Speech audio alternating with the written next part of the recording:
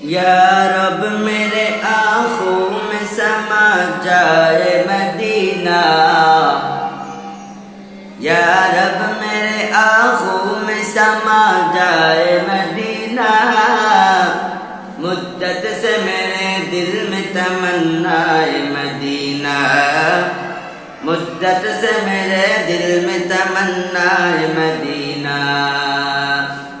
मैं दूर हूँ मजबूर हूँ ऐ सैयद आलम, मैं दूर हूँ मजबूर हूँ ऐ सैयद आलम। दीदार दिखा देने की आवाज सुना दो, दीदार दिखा देने की आवाज सुना दो।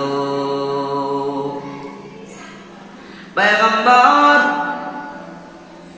মদিনা থেকে যখন মক্কায় যায়, মক্কাবাসী বড় ধন্য হয়ে যায় রে বাবা। এক মজলিসের মধ্যে সকলে একত্রিত হয়ে বসে আছে। এক বেঈমান নবীজিকে এক চাটিয়া গালি দিতেছেন।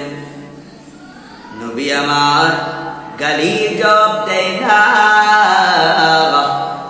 নবী আমার মুচকি মুচকি হাসে। আবু বকর পাশে বসা, মাথা গরম হয়ে গেছে। প্রিয় নবী, প্রাণের নবীকে যারা গালি দেয় তাদেরকে দেখলেই বড় ভয় হয়, অন্তরটা কেঁপে ওঠে, কষ্টে বুকটা ফেটে যায়। কারণ ভালোবাসা মানুষকে অন্ধ বানায় দেয়। নবীর প্রেমে পাগল আবু বকর উত্তর দিবে দিবে ভাব, নবী আমার থামা দিলে আবু বকর না না না, তাকে গালি দিতে দাও। কত সময় আর সহ্য করা যায়? এক পর্যায়ে আবু বকর ওই গালির জবাব দিলেন। গালির জবাব দেওয়ার পর নবীজির চেহারাটা মলিন হয়ে গেল। নবীজির চেহারা মোবারক মলিন হয়ে গেছে। ওই ইহুদি গালি জবাব পেয়ে এক পর্যায়ে সে চলে যায়। এবার নবীজিকে জিজ্ঞাসা করলো, ও নবী, যখন আপনাকে ওই বেঈমান এক চাটিয়া গালি দিতেছেন তখন আপনি মুচকি মুচকি হাসলেন, কিন্তু যখন আমি তার গালির জবাব দিলাম আপনার চেহারাটা মলিন হয়ে গেল। কিন্তু কেন?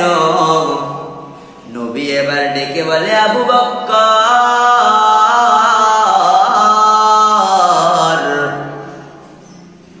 ইহুদি যখন আমি নবীকে গালি দিচ্ছিল, আল্লাহ তাআলার পক্ষ থেকে একজন ফেরেশতা পাঠানো হয়েছিল, আমার পক্ষে সে উত্তর দিচ্ছিল।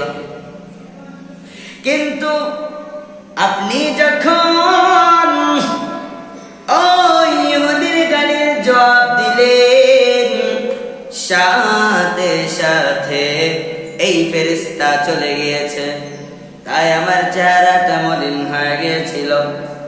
ও দুনিয়ার মুসলমান, আমি আপনাদেরকে একটা কথা বলতে চাই।